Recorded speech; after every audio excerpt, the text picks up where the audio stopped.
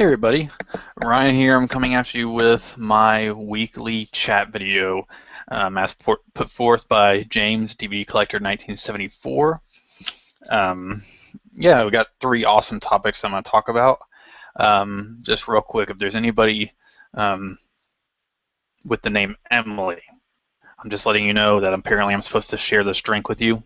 Drinking my Diet Coke, and on the back it says, make sure I share with Emily. So, yeah, here you go. Uh, just kidding. All right. We have three topics for the midweek chat this week. Of course, um, it'd be awesome if you guys could get involved with it somehow. That'd be really, really cool because we want to keep this thing going. We want to keep people involved. And plus, I just started it last week, and I just think it's a great way to keep the community just talking about some awesome stuff. So, and just stuff that's passionate to us, and it's not really a scripted video, that kind of thing. So, let me see. Sorry, keep burping. Um, let's see. The first topic for the midweek chat or for the weekly chat, it's midweek chat, but I do it every week, and I don't necessarily. I shouldn't have had that Diet Coke. I don't necessarily do it in the middle of the week. I usually do it towards the end. So I'm just going to call mine the weekly chat. But the first topic is actors and directors that I like over time or like after a certain film, meaning that what is an actor, and then I'll get to the director. What is an actor or an actress that you didn't really like, and over time, because of something, you ended up liking them? Um, you know, I, I mean, I pretty much don't have a problem with. There really isn't anybody that I've had like a drastic 180 turn from. I mean, I guess one of the big ones now for me is Bradley Cooper. I never really hated him, but like all I knew him from was like the Wedding Crashers, and he played an awful character in that movie. So of course you're supposed to hate him. And I guess around the time that The Hangover came out, and he was doing supporting roles in different movies. But around the time The Hangover came out, then The A Team is when I started. I was like, man, Bradley Cooper's actually a pretty cool guy. Always brings a lot of charisma and whatever to a role, and he's funny, and he's a good actor. And so I always liked him, and he didn't actually become one of my favorites. Like he's one of my favorite working actors right now. Definitely would be in my top 5 working actors right now. And that was when Silver Linings Playbook came out, and that movie just affected me dramatically in in an awesome way. Such an inspiring movie for me, and was my favorite movie that year. Just love it, love it, love it, love it. And his performance, is really great in that film. And that's when I was like, man, he's not only, just an actor, he's actually a pretty killer good actor. And then, of course, with American Hustle and stuff. But I mean, he's the only one I could think of actor-wise that I actually um, maybe didn't like. And it's not that; it's just that first role that I actually saw him in. So I guess that would be it for actor. I'm gonna try to think. No, there isn't really an actress that because I don't really. If I don't like somebody, I pretty much just do not like them. Now, when it comes to filmmakers, um, I pretty much either love a filmmaker or I'll hate a filmmaker, and I really look at everything optimistically, anyways, or in a positive light, to where I always get the best. I always think the best of a certain thing, or I always look at at the positive aspect. People, always joke around with me because I love Adam Sandler movies. I enjoy Adam Sandler movies. I love Punch Drunk Love, as more of his dramatic type stuff. I like Spanglish, but then I also like everything from Billy Madison up until his latest film, Blended. The only one I didn't really care for was Little Nicky, and I liked it when it first came out. I can't watch it anymore. I thought Jack and Jill was hilarious. I don't think you're supposed to go into an Adam Sandler film now with the mindset that it's actually gonna be smart, or that's going to be,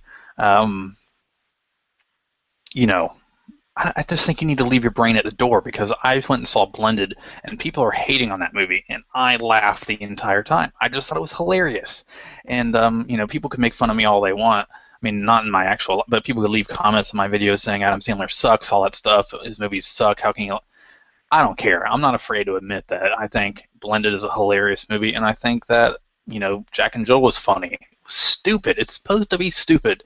He basically has already said on the record that he actually only makes movies now just so he can get all of his friends together and they have fun. Isn't that what you want in a filmmaker? Somebody who doesn't get to come together just because it's business. He comes together and he makes you could take all the stupidity out and they could be feel-good movies. Who cares if you feel like it makes you dumb or if whatever? That's just that's just my opinion.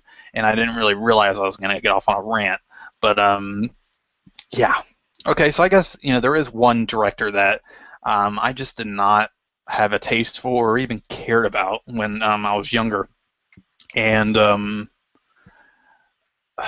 it's a director that's always in controversy nowadays, but it would be Woody Allen. Woody Allen. I'm not going to talk about any of the personal controversies with him at all, because I just don't. I'm not going to address stuff like that.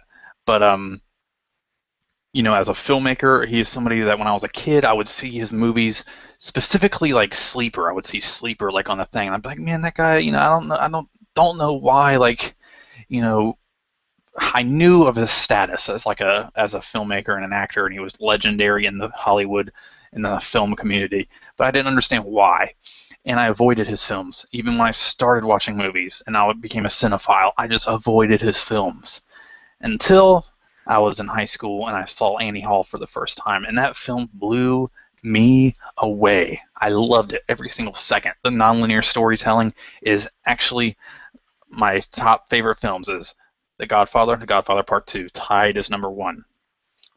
Taxi Driver, number 2. Annie Hall is my third favorite film, and it has been my third favorite film for a very long time. I love the film. I started watching other Woody Allen movies, and especially his 70s era, from Sleeper, I would say up until about Manhattan, Interiors, that realm, masterpieces. I love all those films. You get up to Hannah and Our Sisters, great film, all the way up to, like Blue Jasmine, Midnight in Paris, great films. I'm not talking about his personal life, so if you're already judging me because of the fact that I like his movies, blah, blah, I'm not talking about his personal life. I'm talking about his films themselves, and he's very inspiring as a filmmaker. If I was a filmmaker, I would probably, I'm not saying if, because I do consider myself a filmmaker, even though I just do YouTube videos. I do YouTube videos, and I have an audience. I do something that I love. I make films, whether they're real or not, blah, blah, blah, blah, so on and so forth. So if I made a big budget film that a studio was behind or was going to be released in the cinema, I would probably do it in the style of a Woody Allen film. He is very, very influential in how I look at film and how I see films and how films tell a story. That branched into me being a huge fan of his stand-up. I have a Woody Allen stand-up CD that has stuff from like the 60s and 70s in it, mainly the 60s, and it is brilliant. It is brilliant. And,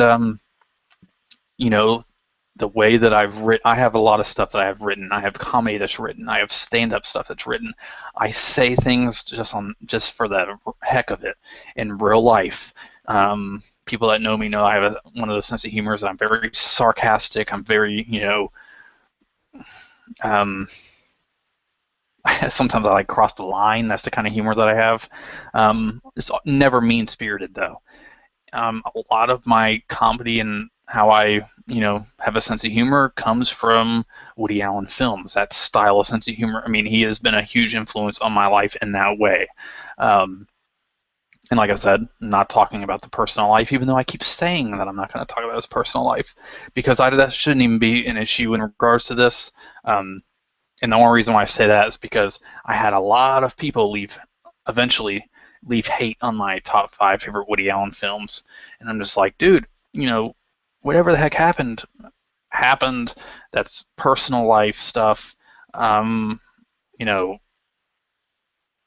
course, whatever happened is shattering to me.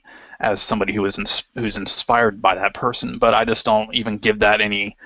I don't feed that because it just upsets me. And art is supposed to inspire you, and so that's why I just don't really address it. I've never made a video on it. I've never made a video taking sides about all that stuff, and so I just refuse to. So that would be somebody that I really like now. And of course, it's mainly his early stuff that I really, really, really, really love, especially Annie Hall, Manhattan, Interior, Sleeper, Take the Money and Run, all that stuff. He definitely made some stinkers, to be honest with you, but for the most part, love him as a filmmaker. So, next, now that I addressed the controversial subject, I feel like anytime he's brought up now, it's considered controversy for videos. I completely understand. Let's see. My phone is about to die, and that's where I have my my list for what the topics are about. Okay. Art of collecting film and just basically anything with movie memorabilia or anything I collect in regards to film.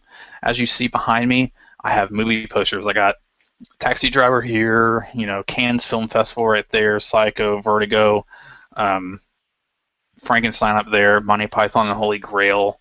I have posters on my staircase. I have a JFK, Once Upon a Time in the West, Casablanca poster, La Strada, Godfather, Citizen Kane, anything. I collect movie posters. I have a ton of them that are actually still rolled up. This right here is a movie poster. I just don't have any more room for them. I got them all over my house. They're all framed and they're all like really in great condition. I have movie memorabilia. Let me get up and show this one real quick.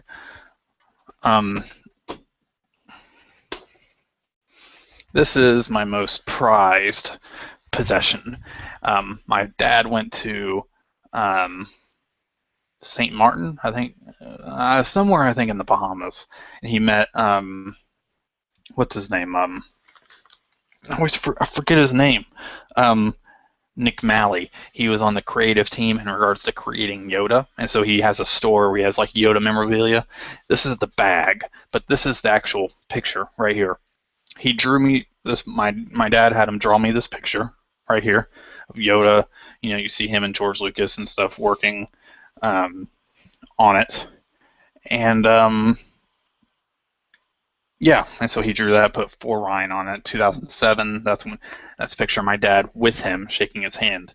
This is one of my most prized possessions, and I will never sell it because, first of all, my dad gave it to me, and it is completely priceless in my eyes. I will never get rid of this, and just the fact that somebody on the creative team of Star Wars drew this picture for me and wrote For Ryan on it, and it's like in a museum quality frame that my dad had done. And then my dad had the bag that he bought it in put on the back here too. And so there's this card right there. And so if you guys want to see what he's about, you could research him. But this is one of my actually the prized possession that I have in regards to movie memorabilia. I have autographs. I've met different people from a convention that came to Jacksonville. Everybody from like Pam Grier, Fred Williamson, when I was like heavy into blaxploitation films, which I still love, and some of the cast from E.T., Day of the Dead, Dawn of the Dead cast. I got pictures with them, some autographs, but I'm not really a big convention goer because my city, Jacksonville, Florida, doesn't really get a whole bunch of conventions, and I'd much rather buy the films or posters and stuff. That's my thing. So yeah, I buy a lot of movie posters, and yeah, and I'm really proud of collecting too. And the next topic is what actors or directors are a must-buy for day one. I don't really buy actors day one, but directors just automatically. Martin Scorsese, Wes Anderson, Steven Spielberg, maybe Alexander Payne, even though Nebraska's now one of my all-time favorite movies, and I haven't bought it yet. But for the most part, when I have money, they are must-buys day one. And of course, countless other people, but I just can't think of the top of my head. But really, if there's one, oh, Quentin Tarantino. If the two that I, without a doubt, get on day one, whether they're from, because even if I don't really have a lot of money at that time, somebody will just happen to give it to me as a gift, whether they knew I liked it and they just got it for me first, that kind of thing. And that's Scorsese and Tarantino. Since The Aviator,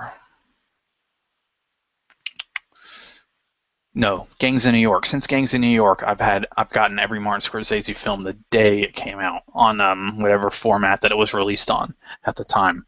I got Wolf of Wall Street, Target exclusive Steelbook the day it came out. Django Unchained, Target exclusive the day it came out. In regards to Tarantino, and I bought every Tarantino film the day it came out since Kill Bill Volume 1 came out. So yeah, those are the must-buys for day one. But whenever I don't have a lot of money, they're at least must-watches on day one, even if I saw them a million times in the cinema. And that'll be me like going to Redbox or something like that to pick it up, just to rent. But most of the time, day one, whenever I have the money, I buy those directors. So yeah, that's it for this weekly chat video. I hope you enjoyed it. Make a video of your own using these topics, or just respond in the comments if you want to give your opinions about certain things. And thank you for watching, and have a wonderful, fantastic, brilliant day. And don't forget, check out my 24-hour Mood Marathon video number 3 that went up this past week, which is why I didn't put up a lot of videos, because I didn't want to flood my channel with a bunch of stuff the same week that I put that video up. So check it out. A lot of fun YouTube cameos, a lot of awesome stuff, about 50 minutes, 55 minutes, so give yourself a little bit of time. You can see it in parts, and so just check it out. All right, guys, I will see you in the next video.